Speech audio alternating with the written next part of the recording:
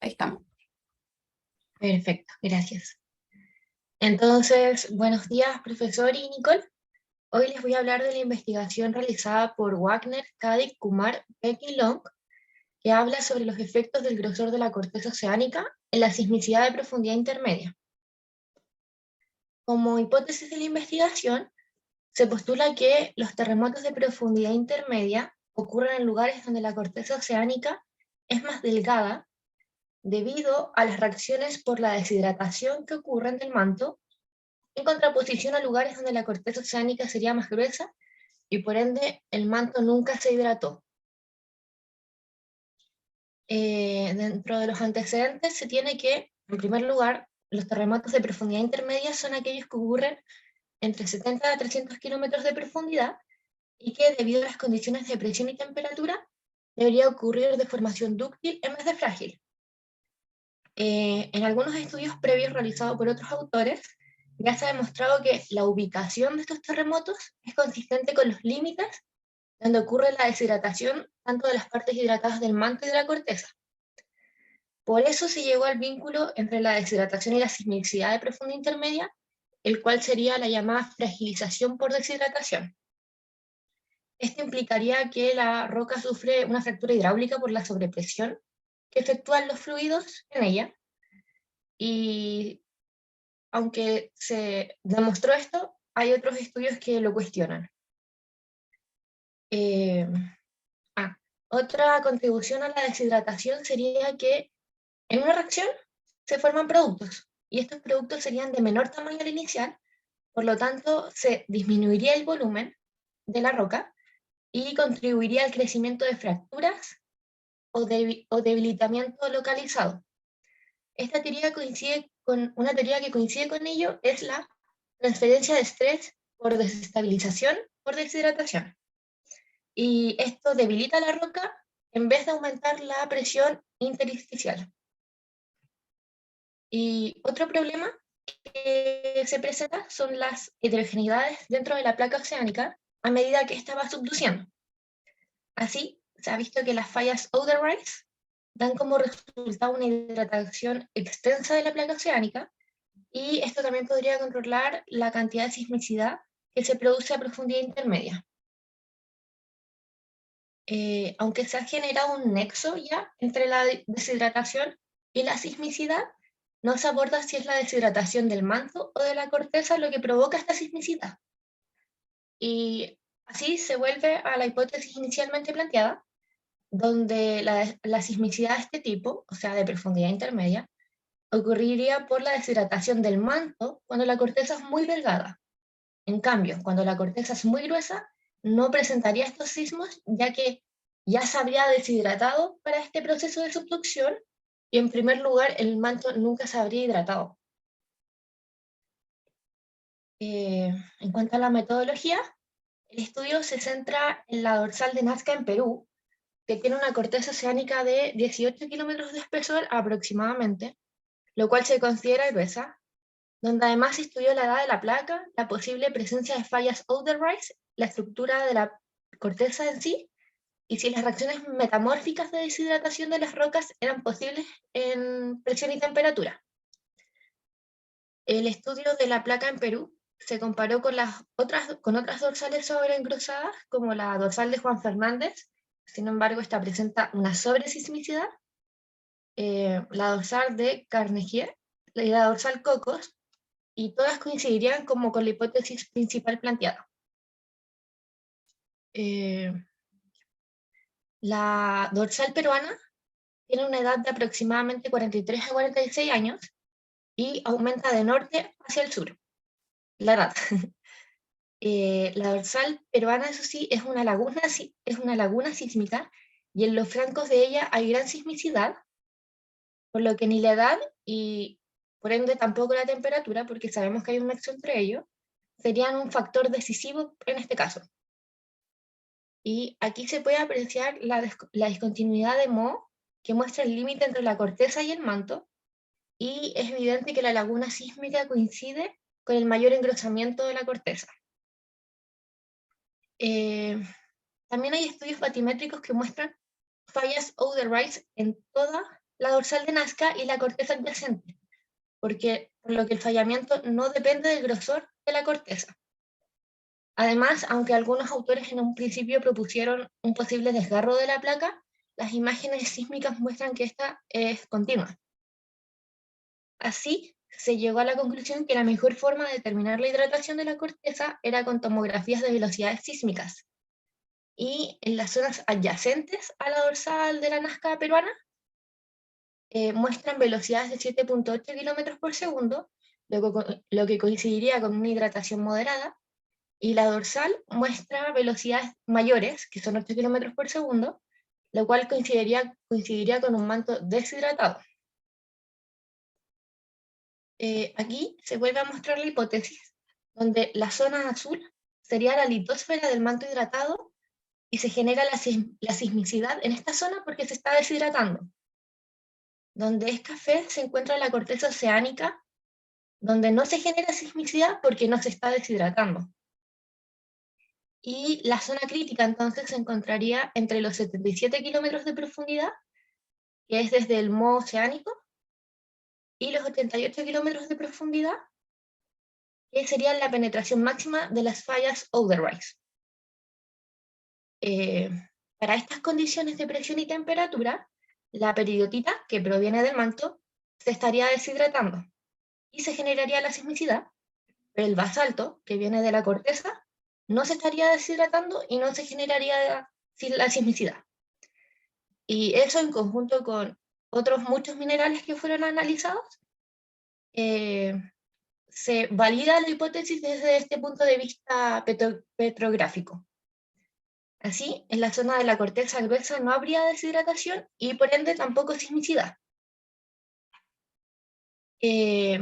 Por otra parte, las características de la placa de Nazca en la dorsal de Juan Fernández, era como el caso contrario, da pie a que se encuentre hidratada y se produzca la gran sismicidad que posee, lo cual se encuentra respaldado por análisis de velocidades de onda. Y de forma análoga a la dorsal peruana, las dorsales Cocos y Carnegie presentan características similares de deshidratación y, coincidiendo con la hipótesis, no presentan la sismicidad de profundidad intermedia, por lo que se encuentra validada la hipótesis.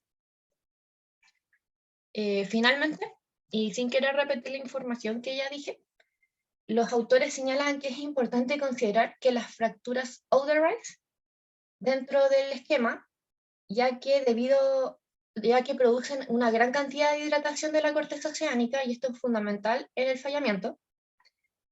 Y también señalan que es importante notar que la dorsal de Juan Fernández es distinta a las otras mencionadas, ya que esta tiene un extenso fallamiento y es la única que no se formó en un centro de expansión o cercano a uno. Además, las edades en ella fluctúan mucho más, y eso lo hace distinta a las otras. De esta forma, y acorde a la hipótesis, es claro que la deshidratación y la corteza oceánica delgada es fundamental en la sismicidad de profundidad intermedia, aunque el mecanismo aún no está tan claro. Muchas gracias.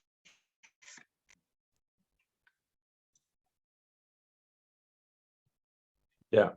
¿Por qué razón la corteza donde está, por ejemplo, Nazca Ridge no se hidrata a las profundidades donde ocurre, mejor dicho, ¿por qué donde está la placa subductante, donde está el Nazca Ridge, ¿ya? No se hidrata la litósfera a las profundidades que sí Eh, ocurre al norte y al sur? no se estaría hidratando porque como este sector es placa más gruesa, o sea, lo que los autores proponen es que la sismicidad ocurre por la hidratación del manto en esa zona. Entonces, como la corteza es muy, muy gruesa, el manto nunca se hidrató a llegar tampoco al manto. Entonces, nunca se hidrató en primer lugar y por eso faltaría la sismicidad. Ya, queda claro que no se hidrató porque la corteza es más gruesa. Sí, sí. Entonces, se hidrató la corteza, ¿cierto? En vez del manto. Sí, se habría hidratado la corteza. Pero los sismos de profundidad intermedia se producirían por la hidratación del manto. Sí. Ahora la pregunta es ¿por qué cuando llegamos a la profundidad de sismicidad intermedia, Ajá. esa profundidad ya está seca y la que está al norte y al sur no? Eh, ¿Se entiende la pregunta? Cuando llegamos, ya, estoy de acuerdo que el manto nunca se hidrató ya, pero la Ujú. corteza sí, pero la Sí, corteza sí. Entonces le empieza a subductar la placa y llegamos a la profundidad de sismicidad intermedia, que son los cuantos, los 100. decían Interesante. que de 70 a 300 kilómetros de profundidad.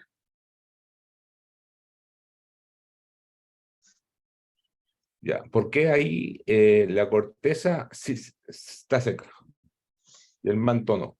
Bueno, el manto se empieza a deshidratar, pero, pero ¿por qué ya llega seca la corteza y el manto no? Aquí ya seca la corteza y el manto no. Eh, Porque cuando va subductando, al aumentarla por el gradiente geotérmico, al aumentar tanto la Sí, presión y la temperatura, los minerales empiezan a metamorfizar y sí, van perdiendo el agua, lo que asciende y forma todo el tema del magmatismo de Arco. de acuerdo. Pero ¿por qué la corteza está seca y el manto no? Esa, Ah, ya entiendo, entiendo. Eh, Debido al cambio de fase, porque la corteza se considera sólida y el manto se considera más dúctil, porque eso es reología. Eso es, sí, pero en todo caso no es, la litósfera es rígida, porque es manto litosférico, es placa, ¿cierto? Es ¿ya? placa. No, la razón está en la figura siguiente, la slide siguiente. Simplemente porque la corteza tiene otra química que el manto, Ah, por la ¿cierto? química. Entonces, si tiene otros minerales, u otra proporción de minerales, o sea, no son tan distintos, pero son distintos, entonces necesita otra presión y temperatura para deshidratarse, y eso ocurre antes, Ya, ¿cierto? La corteza se deshidrata mucho, mucho más arriba, pero el manto no. ¿Por qué? Porque son distintos minerales, o distintas rocas. Una es máfica y la otra ultramáfica. Entonces, es más que nada por eso, por la química de las rocas. claro. Entonces, con una presión o una profundidad de 50 kilómetros ya es suficiente para que se deshidrate la corteza. Entonces, Pero al no, fin, pero no el manto. Entonces, el manto llega a las 100 kilómetros de ahí para abajo y por eso ya está seca la corteza y el manto se empieza a deshidratar. Y ocurre la sismicidad intermedia que está al norte y al sur. perfecto. ¿Ya? ¿Una pregunta, Nicole, por mientras? Sí, en síntesis, Macarena, ¿cuál crees tú que son las estructuras o las características más importantes que podrían controlar la ocurrencia de sismos de profundidad intermedia? Eh, en primer lugar, serían como las fracturas Oderreich, que hidratarían el manto. Mm. También creo que es la forma en que a ver, la forma en que nace la corteza, el cómo se genera, porque si es un centro de expansión o no, eso se mencionaba también que era fundamental para el grosor de esta. Eh, Eso como principalmente. Em, y como comentaban recién, por ejemplo, la composición, la reología, esas cosas, Ah, sí, la sí, sí, estructura de temperatura. sí, sí. Eh, la composición, porque como nos comentaba el profesor, serían distintas presiones y temperaturas a la cual el manto o la corteza reaccionarían. Y también se darían distintos tipos de reacciones en las rocas, en los minerales, y estas distintas reacciones se, se acumularían para la deshidratación, y esta deshidratación sería como la responsable de la sismicidad, por lo que también algo súper importante, las reacciones entre minerales. Y otra pregunta, como mencionaste tú, o parte de la hipótesis que proponen los autores, es que cuanto más espesa sea la corteza, menor es la probabilidad de que ocurran sismos, ¿verdad? De profundidad intermedia. Pero ¿qué ocurre en zonas como el Ridge de Juan Fernández, donde a pesar de que tenemos la condición de que la corteza es bastante espesa, sí se observa como abundancia en la sismicidad? Sí. ¿Cómo discuten los autores en torno a ese caso particular? No, el Juan Fernández no tiene corteza gruesa. Es Eh, que, o sea, de hecho, parte de la discusión en el artículo decía eso, ellos lo toman como un caso anómalo. Por eso. O dice que tiene corteza gruesa. Sí, sí, dice Macarena. dice que que tiene corteza gruesa, Ah, están equivocados. pero que en realidad fluctúa mucho más que las otras, pero sí la consideran gruesa. O sea, se equivocaron dentro de... Se equivocaron a favor. O sea, me refiero a que se complicaron solo, porque el Juan Fernández no tiene corteza gruesa. Pero qué raro que no se hayan fijado. Ya, pero que igual que dicen, ¿cómo se sacan el pillo con eso? Lo que dicen es que en realidad las edades de la corteza en Juan Fernández fluctúan mucho. Por ejemplo, habían algunas partes no me acuerdo en específico, pero muy antiguas, y otras que tenían solo 8 millones de años, y que el fallamiento era mucho más extenso en esa zona, y por lo que se estaría hidratando mucho más que las otras partes de la corteza, y también que eh, el tipo como de nacimiento de la corteza, porque no se encontraba cercano a un centro de expansión. Sí, Eso también podía afectar en por qué la dorsal de Juan Fernández era diferente. sí. Y entonces la litófera es más vieja, es más fría, entonces se fractura más. O sea, Ah, se fractura más. O sea, ya viene rígida en realidad cuando pasa por el hotspot. sí, Y, pero la, no es espesa la corteza, eso no sé, se equivocaron los autores. Hay papers varios papers que muestran que no, que es normal.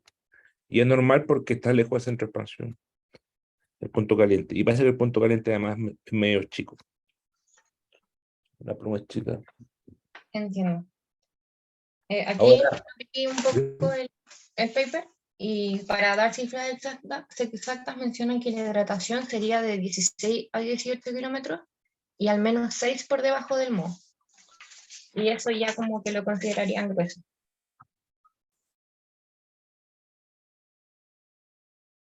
o sea, 6 kilómetros más de lo normal, eso. Eh,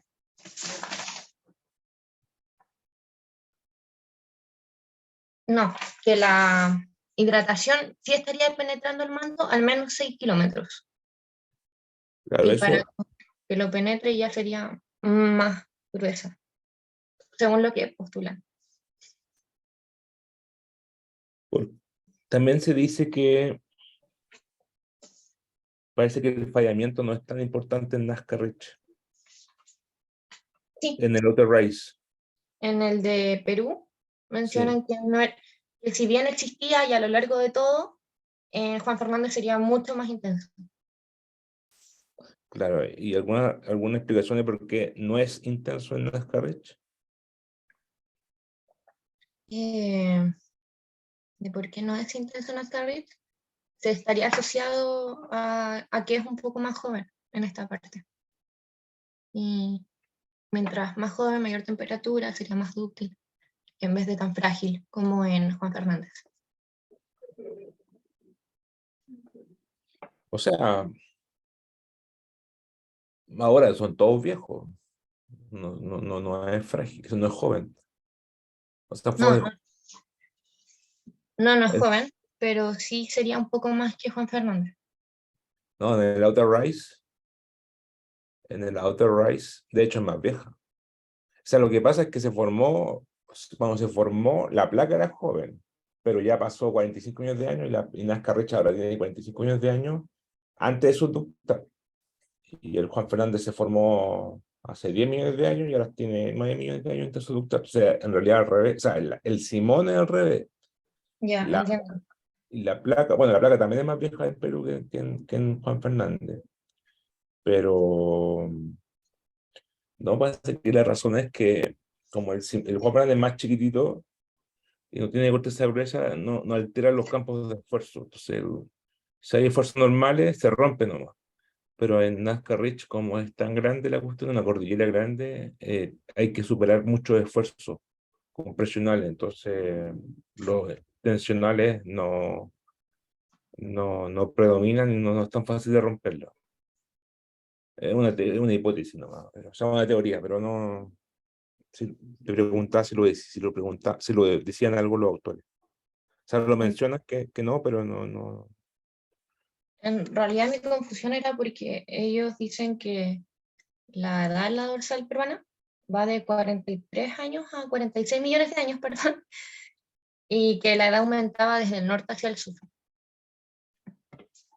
pero que también en la parte de Juan Fernández pasaban cosas extrañas porque había montes submarinos que eran de edad distinta, ¿Verdad es que?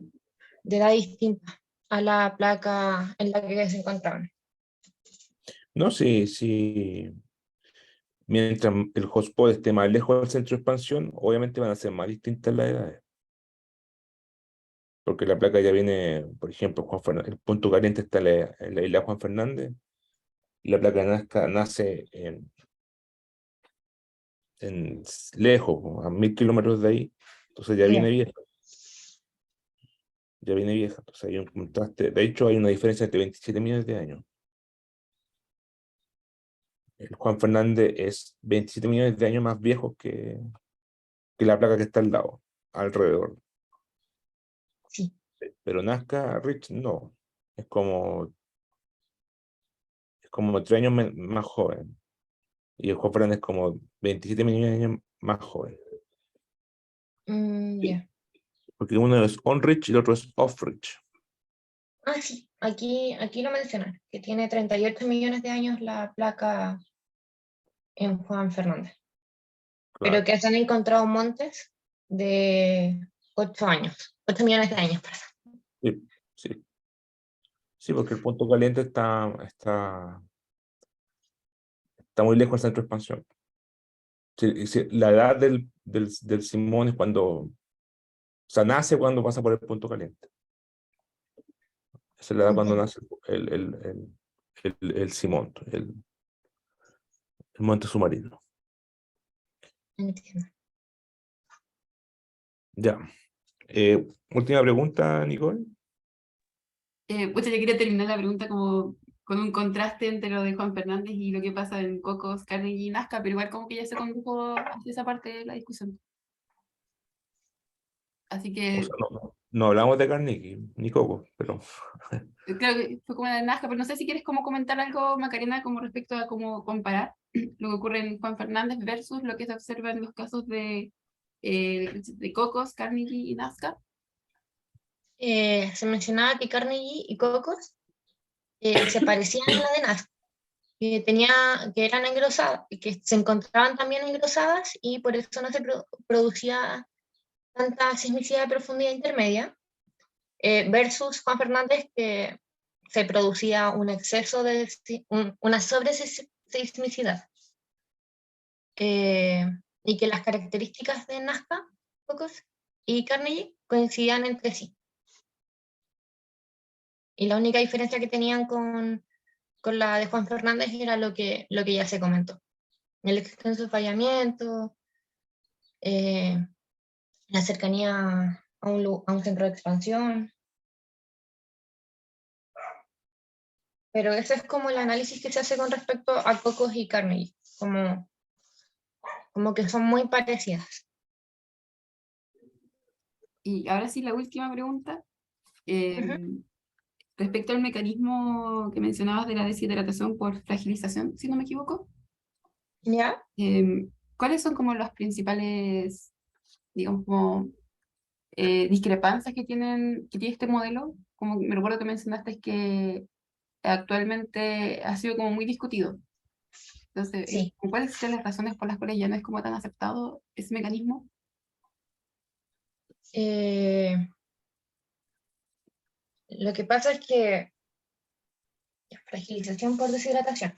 Se mencionaba que a partir de cierta presión, o sea, a partir de cierta profundidad, los cambios de volumen eran distintos a lo que se esperaba. Si mal no me equivoco, decían como que los cambios eran negativos, lo, lo que como que un poco frenaba el argumento de la sobrepresión. Y eso principalmente, que a partir de cierta presión las cosas, de cierta presión, lo que obviamente tiene mucho que ver con el tema de la subducción, los cambios no eran los que se venían viendo, entonces no ocurriría lo mismo todo el tiempo.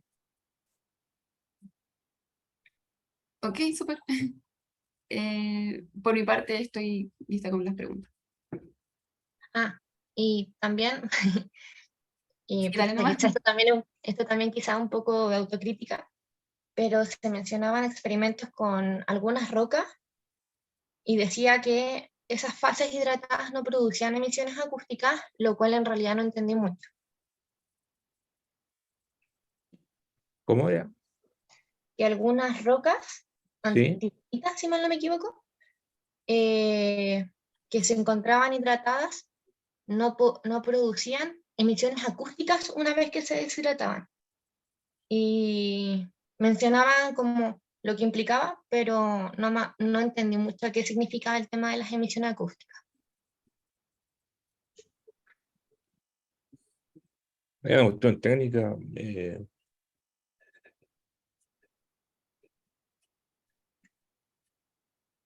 No sé.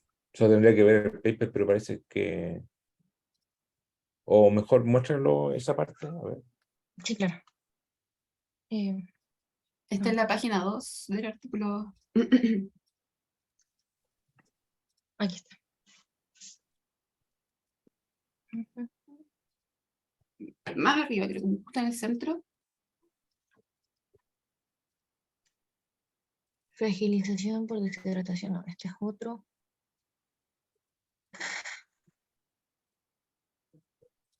Ahí, mira, arriba donde dice Dobson et al.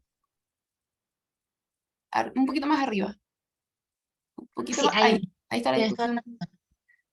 acá.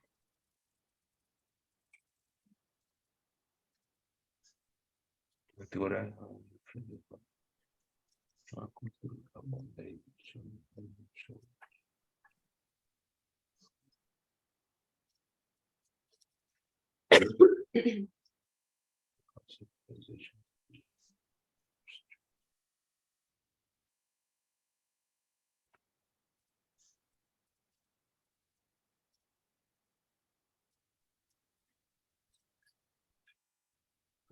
Habría que ver lo que es acoustic emission.